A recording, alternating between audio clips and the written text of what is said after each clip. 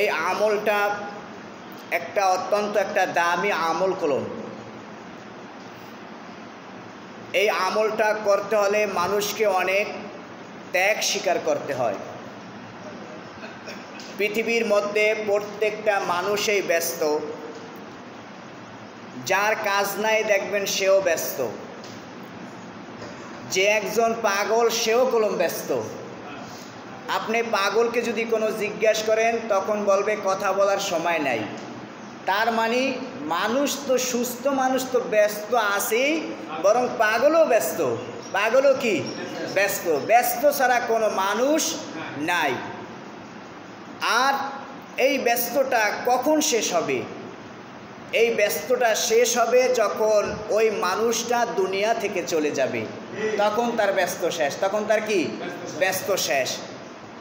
এখন বলে হুজুর আমার ব্যস্তর সময় নাই, আমার অনেক ব্যস্ত। এই পৃথিবীর মধ্যে এমন একটা ফ্যামিলি আছে, যেই ফ্যামিলির যিনি পুরুষ আছে তিনি মারা যাওয়ার পরে ওই ফ্যামিলিটা কোনো দিন এই পৃথিবীর মধ্যে তার অভাবে কি কোনো দিন বেঁচে রয়েছে বলেন? বরং সে থাকলেও চলবে, না থাকলেও চলবে।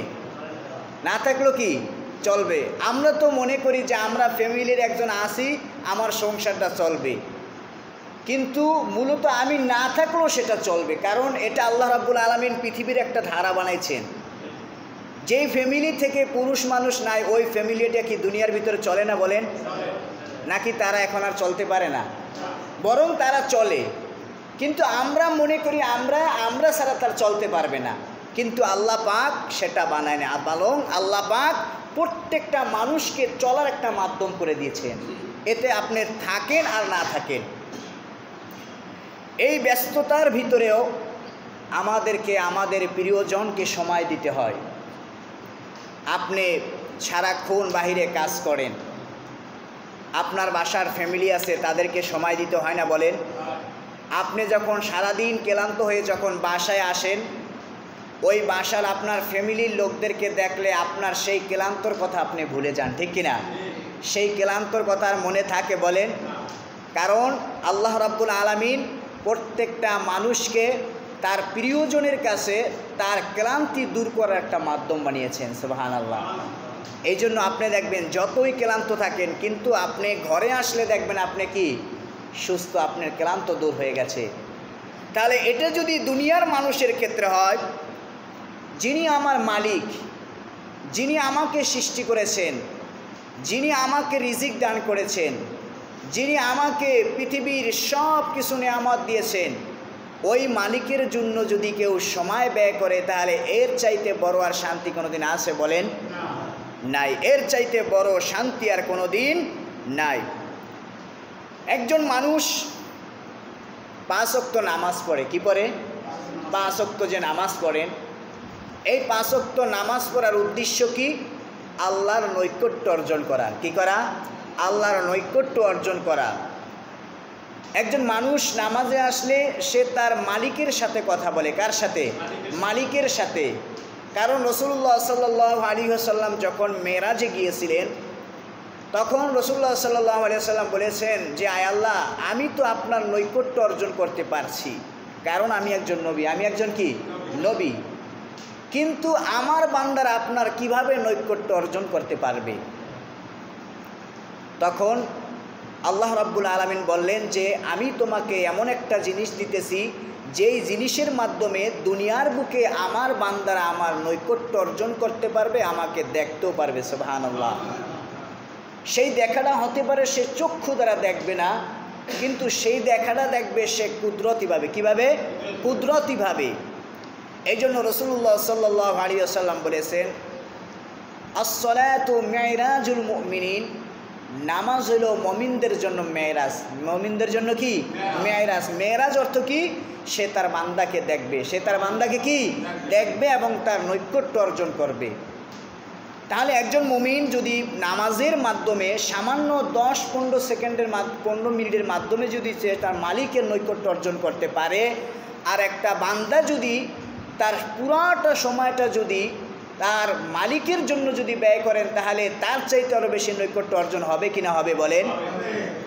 সেই নৈকট্য অর্জন করার সবচাইতে বড় মাধ্যম হলো ইতিকাফ। কি? ইতিকাফ।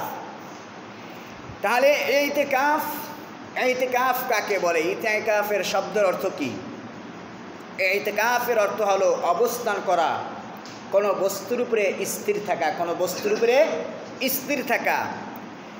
ইতিকাফ বলা হয় যে ইতিকাফের নিয়াতে পুরুষ ওই মসজিদে অবস্থান করবে যেই মসজিদে ইমাম এবং মুয়াজ্জিন নির্ধারিত আছে এবং যেই মসজিদে জুমার নামাজ হয়। কি নামাজ হয়? জুমার নামাজ হয়। ওই মসজিদে পুরুষ মানুষ অবস্থান করবে আর মহিলারা তাদের ঘরে নামাজের স্থানে অবস্থান করবে। কোথায়? নামাজের স্থানে। তাহলে ইতিকাফ পুরুষ এবং মহিলা উভয়ের জন্য, উভয়ে ইতিকাফ করতে পারবেন। পুরুষরা ইতিকাফ করবে মসজিদে আর মহিলারা, নারীরা ইতিকাফ করবে তাদের ঘরের নামাজের স্থানে। তাহলে দুইজনের দুই জায়গায় ইতিকাফ করা।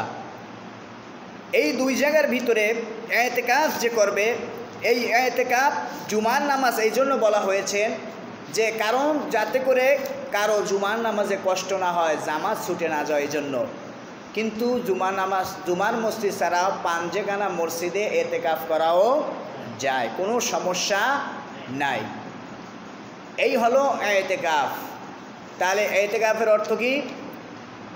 যে ইতিকাফের নিয়াতে কোনো পুরুষ মসজিদে, ওই মসজিদে অবস্থান করবে যে মসজিদে ইমাম এবং মুয়াজ্জিন আছে, ওই মসজিদে অবস্থান করবে। এই যে ইতিকাফ করবে, ইতিকাফের ফজিলত কি? কারণ যেই জিনিসের উপকারিতা জানা হয় ওই জিনিসের প্রতি মানুষের আকৃষ্ট হয়। আপনি বাজারে যান, বাজারে গিয়ে একজন হকার যখন ওষুধ বেচতে আনে, আপনি ঠুস করে যা করলেন তার থেকে ওষুধ কিনবেন না। কিনবেন বলেন? কোনোদিন কিনবেন না। বরং ওষুধটা কিনবেন কখন? যখন সে এটার উপকারিতা বিভিন্নভাবে আপনাকে বুঝাইবে, এক পর্যায়ে বুঝে যাই আপনি সেই ওষুধ কিনবেন।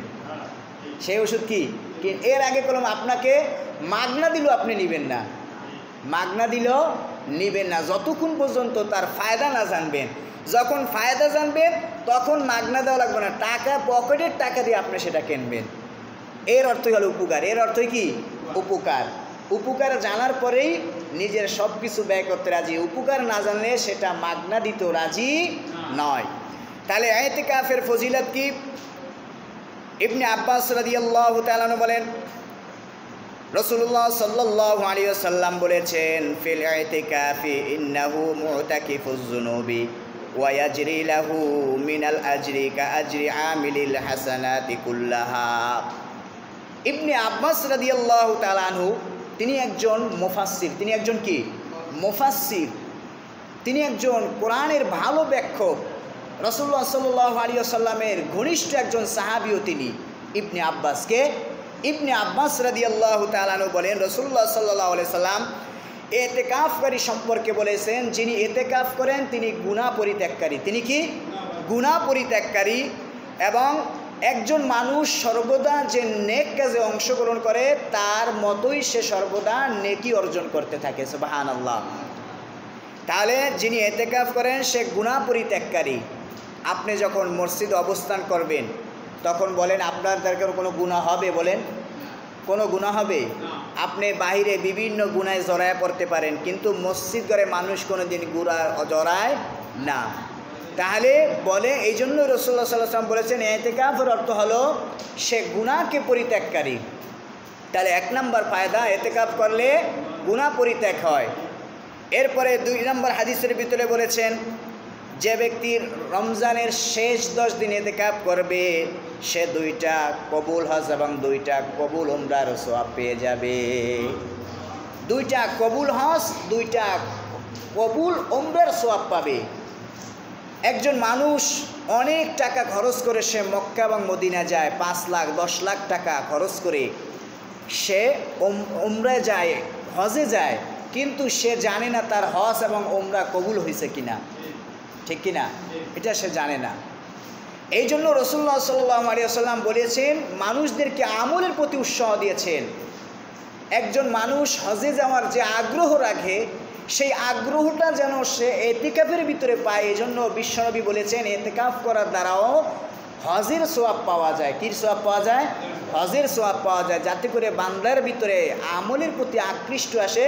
এই জন্য রাসূলুল্লাহ সাল্লাল্লাহু আলাইহি সাল্লাম কি বলেছেন? যিনি এতেকাফ করেন তিনি 2টা কবুল হজ এবং 2টা কবুল উমরার সোয়াব আসে। এরপরে রাসূলুল্লাহ সাল্লাল্লাহু আলাইহি ওয়াসাল্লামের আরেক সাহাবী হযরতে আবু হুরায়রা রাদিয়াল্লাহু তাআলা আনহু, আবু হুরায়রা রাদিয়াল্লাহু তাআলা আনহু, আমরা তার নাম শুনছি কিনা? আবু হুরায়রা সাহাবীর নাম শুনে নাই এমন কোনো লোক নাই। আবু হুরায়রা রাসূলুল্লাহ সাল্লাল্লাহু আলাইহি ওয়াসাল্লামের ঘনিষ্ঠ একজন সাহাবী, দুনিয়ার ভিতরে আশারায়ে মুবাশশারার একজন সাহাবী, যারা দুনিয়ার ভিতরে জান্নাতের সার্টিফিকেট পেয়েছেন এরকম একজন সাহাবী। পৃথিবীর মধ্যে কোনো মানুষের কি জান্নাতের সার্টিফিকেট আছে বলেন? বলেন আছে? কোনো মানুষের নাই। একদম আদম থেকে নিয়ে কিয়ামত পর্যন্ত যত মানুষ আসবে কোনো মানুষের জন্য জান্নাতের সুসংবাদ নাই এবং জান্নাতের সার্টিফিকেট পর্যন্ত পায় নাই। কিন্তু রাসূলুল্লাহ সাল্লাল্লাহু আলাইহি সাল্লামের 10 জন সাহাবী, তাদের মধ্যে একজন আবু হুরায়রা, যিনি পৃথিবীর মধ্যে জান্নাতের কি পেয়েছেন? সার্টিফিকেট পেয়েছেন। এরকম একজন সাহাবী বলেছেন যে রাসূলুল্লাহ সাল্লাল্লাহু আলাইহি ওয়াসাল্লাম রমজানের শেষ 10 দিন ইতিকাফ করেছেন এবং তিনি যে বছর মৃত্যুবরণ করবেন সেই বছর তিনি 20 দিন ইতিকাফ করেছেন। কয়দিন? 20 দিন ইতিকাফ করেছেন। তাহলে ইতিকাফের গুরুত্ব আছে না নাই? আছে। এরপরে রাসূলুল্লাহ সাল্লাল্লাহু আলাইহি ওয়াসাল্লামের আরেকজন সাহাবী উবাই ইবনে কাব রাদিয়াল্লাহু তাআলা আনহু বলেন রাসূলুল্লাহ সাল্লাল্লাহু আলাইহি ওয়াসাল্লামের সর্বদা রমজানের শেষ 10 দিন ইতিকাফ করতেন। এরপরে তিনি 1 বছর সফরে ছিলেন, ওই বছর তিনি ইতিকাফ করতে পারেন নাই। এর পরের বছর তিনি 20 দিন ইতিকাফ করেছেন। কয়দিন? 20 দিন, মানে রমজানের শেষ 20 দিন তিনি ইতিকাফ করেছেন। রাসূলুল্লাহ সাল্লাল্লাহু আলাইহি ওয়াসাল্লামের আরেকজন সাহাবী হযরত আব্দুল্লাহ ইবনে আব্বাস রাদিয়াল্লাহু তাআলা আনহু বলেন রাসূলুল্লাহ সাল্লাল্লাহু আলাইহি ওয়াসাল্লাম বলেছেন মানে ইতাকাফা ইয়াওমান ইবতিগা ওয়াজহিল্লাহি তাআলা জাআলাল্লাহু বাইনাহু ওয়া বাইনান নারি সালাসা খানাতিকা আবদা মা বাইনাল খাফিকাইন। রাসূলুল্লাহ সাল্লাল্লাহু আলাইহি ওয়াসাল্লাম বলেছেন যে ব্যক্তি আল্লাহর সন্তুষ্টির জন্য একদিনে ইতিকাফ করবে। কয়দিন? আল্লাহর সন্তুষ্টির জন্য কেউ যদি একদিন ইতিকাফ করে আল্লাহ পাক ওই বান্দার মাঝে এবং জাহান্নামের ভিতরে 3 খন্দক দূরত্ব সৃষ্টি করে দেন। কয় খন্দক? 3 খন্দক। অর্থাৎ আসমান এবং জমিনের ভিতরে 7 তবক আসমান 7 তবক জমিনের ভিতরে যেই দূরত্ব, সেই পরিমাণ দূরত্ব বান্দার এবং ওই ব্যক্তির ভিতরে জাহান্নামকে দূর করে দেন। অর্থাৎ কোনো ব্যক্তি যদি ইতিকাফে বসে যদি মারা যায় তাহলে ওই ব্যক্তিকে আল্লাহ পাক অবশ্যই তাকে জান্নাত দিবেন। সুবহানাল্লাহ। এই ভাষ্যকার রাসূলুল্লাহ সাল্লাল্লাহু আলাইহি ওয়াসাল্লামের। তাহলে রসুলের হাদিসের প্রতি আমাদের বিশ্বাস আছে না নাই? 100% বিশ্বাস রাখতে হবে। কেউ যদি রসুলের হাদিসের প্রতি বিন্দুমাত্র সন্দেহ করে তাহলে সে যেন কোরআনকে অস্বীকার করেছে। কাকে? কোরআনকে অস্বীকার করেছে। কারণ কোরআনের ব্যাখ্যাই হলো হাদিস। কোরআনের ব্যাখ্যাই কি? হাদিস। কোরআন মানা মানে হাদিস মানা, হাদিস মানা মানে কোরআন মানা। তাহলে কোরআন এবং হাদিসের প্রতি আমাদের 100% বিশ্বাস রাখতে হবে, এর ভিতরে কোনো সন্দেহ রাখা যাবে।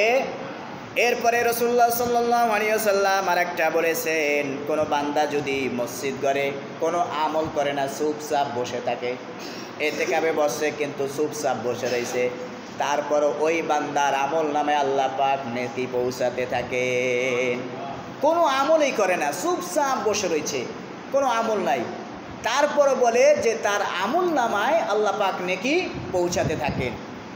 এরপরে আরেক হাদিসের ভিতরে বলেছেন যে দুনিয়ার মসজিদের বাইরে মানুষ পাপাচার গুনাহে লিপ্ত হয়, কিন্তু ইতিকাফকারী দুনিয়ার ভিতর থেকে মুক্ত হয়ে একমাত্র তার মালিকের ধ্যান এবং খেয়ালে পড়ে থাকে।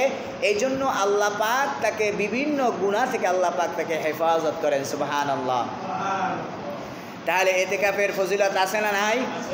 আছে। এখন ইতিকাফ পুরুষ মানুষ বসবে মসজিদে। কোথায়? পুরুষ মানুষ মসজিদে ইতিকাফ করবে, আর নারীরা তাদের ঘরে ইতিকাফ করবে নামাজের স্থানে। আর ইতিকাফের সর্বোত্তম স্থান হলো মসজিদুল হারাম। কোথায়? মসজিদুল হারাম মক্কা শরীফে এতেকাফ করা হলো সর্বোত্তম এতেকাফ। এরপরে মক্কা শরীফের পরে দ্বিতীয় নম্বর স্থান হলো মসজিদে নবাবী। কোথায়? মসজিদে নবাবী। রাসূলুল্লাহ সাল্লাল্লাহু আলাইহি ওয়াসাল্লাম যে মসজিদ মদিনায় তৈরি করেছেন ওই মসজিদে এতেকাফ করা মক্কার পরে দ্বিতীয়তম স্থান। আর তৃতীয়তম স্থান হলো মসজিদুল আকসা। কোথায়? মসজিদুল আকসা, ফিলিস্তিনের ভিতরে যে মসজিদুল আকসা আছে, যেটা বর্তমানে ইহুদিরা গ্রাস করে রেখেছে, ওই স্থানের ভিতরে এতেকাফ করা হলো পৃথিবীর মধ্যে তৃতীয়তম মর্যাদা। সুবহানাল্লাহ। আর চতুর্থতম হলো পৃথিবীর যে কোনো জামে মসজিদে এতেকাফ করা। পৃথিবীর যে কোনো জামে মসজিদে এতেকাফ করা। তাহলে 1 নম্বরে কোথায়? মক্কায়। কোথায়? মক্কায়। 2 নম্বরে মদিনায়। 3 নম্বরে ফিলিস্তিন মসজিদুল আকসা। আর 4 নম্বরে সমস্ত মসজিদে, চাই জুমা হোক, জুমা না হলে অন্ততপক্ষে 5খানা মসজিদ হলো কি করা দরকার?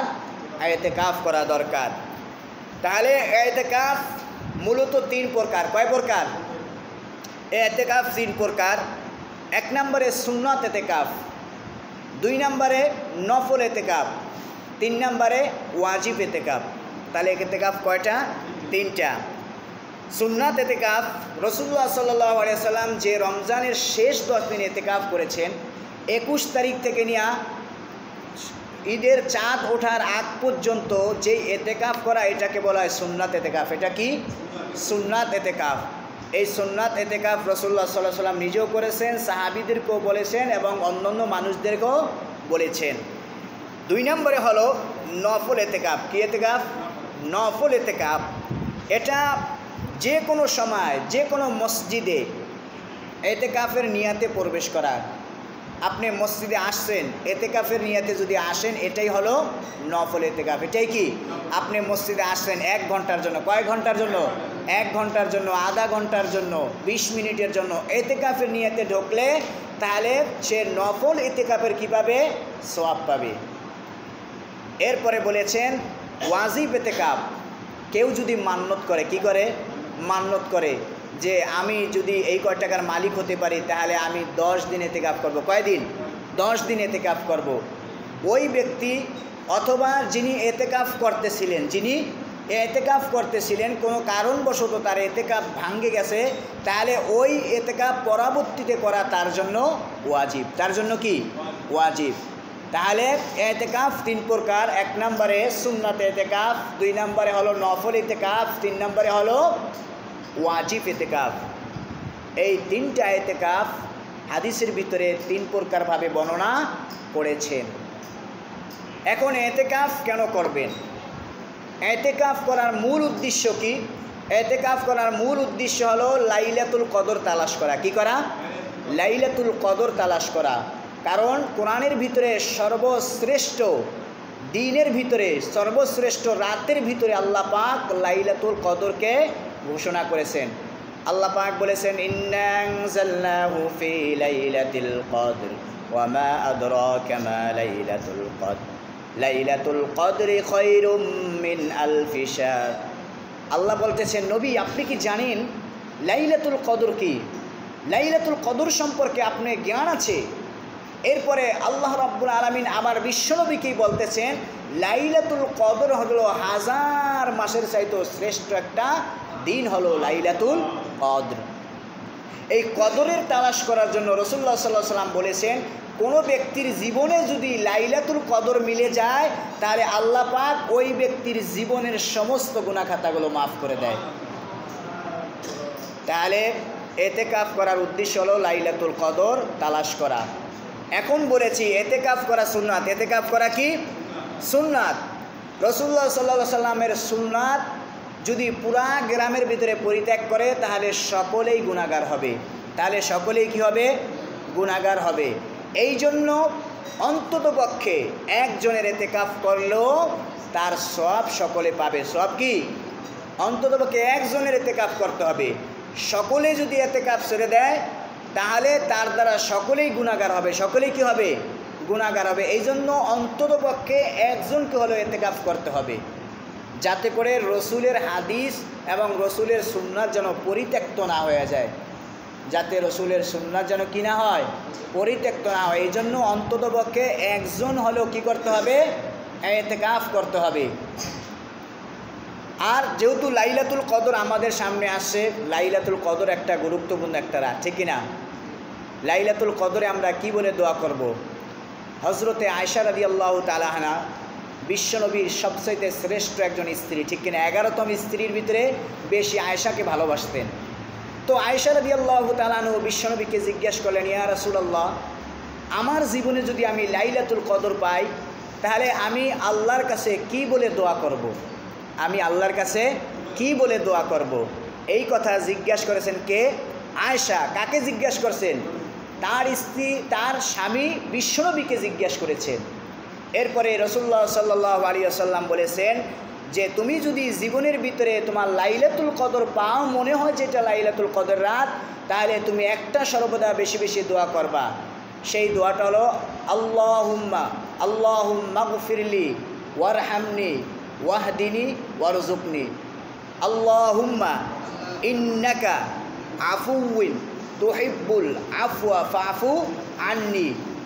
আল্লাহুম্মা ইন্নাকা আফুউন তুহিব্বুল আফওয়া ফাফু আন্নি, অর্থাৎ হায় আল্লাহ, আপনি ক্ষমাশীল, আপনি ক্ষমাকে পছন্দ করেন, সুতরাং আপনি আমাকে ক্ষমা করে দিন। সুবহানাল্লাহ বলবেন না? তাহলে আমাদের জীবনের মূলই উদ্দেশ্য থাকে আল্লাহর কাছে ক্ষমা। আল্লাহর কাছে কি? আপনি যে এত ইবাদত করেন, ইবাদত করার একটাই উদ্দেশ্য, সেটা হলো আল্লাহর রহমের পরে ক্ষমা করা। কি করা? ক্ষমা করা। এই জন্য লাইলাতুল কদরের এই 10টা দিন একটা দোয়া পড়বেন। কয়টা? একটা, আল্লাহুম্মা ইন্নাকা আফুউন তুহিব্বুল আফওয়া ফাফু আন্নি। এই দোয়াটা বেশি বেশি পড়বেন। এই দোয়াটা রাসূলুল্লাহ সাল্লাল্লাহু আলাইহি ওয়াসাল্লাম শিক্ষা দিয়েছেন। তাহলে অন্ততপক্ষে আমাদের ইতিকাফ করতে হবে। ইতিকাফের গুরুত্ব অপরিসীম। আল্লাহ রাব্বুল আলামিন আমরা যেই কথা শুনলাম সেই কথার প্রতি আমল করার তৌফিক দান করুন। সকলে বলি আমিন। ওয়া আখিরু আলহামদুলিল্লাহি রাব্বিল আলামিন।